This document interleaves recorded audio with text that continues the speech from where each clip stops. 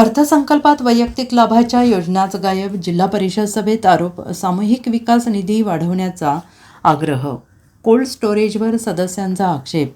जिल्हा परिषदेच्या 2026-27च्या प्रथम सुधारित अर्थसंकल्पावर गुरुवारी झालेल्या सर्वसाधारण सभेत सदस्यांनी जोरदार आक्षेप घेतला. अर्थसंकल्पात वैयक्तिक लाभाच्या योजनांसाठी अत्यल्प तरतूद करण्यात आल्याने प्रशासन आणि सत्ताधाऱ्यांना धारेवर धरलेला आहे. सामूहिक विकास निधी वाढवणे, कृषी आणि पशुसंवर्धन विभागाला अधिक निधी देणे आणि काही खर्चाच्या तरतुदींमध्ये फेरबदल करण्याची मागणी करत अर्थसंकल्पावर फेरविचार करण्याची मागणी लावून धरली.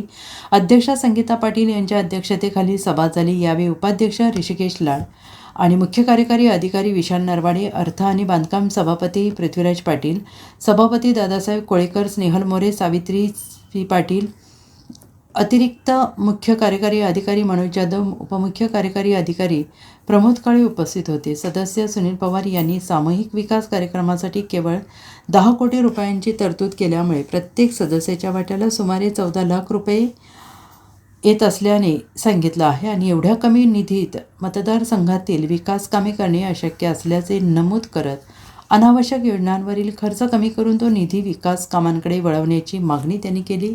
सरदार पाटील यांनी सामूहिक विकास निधीत भरीव वाढ करण्याचा आग्रह धरला.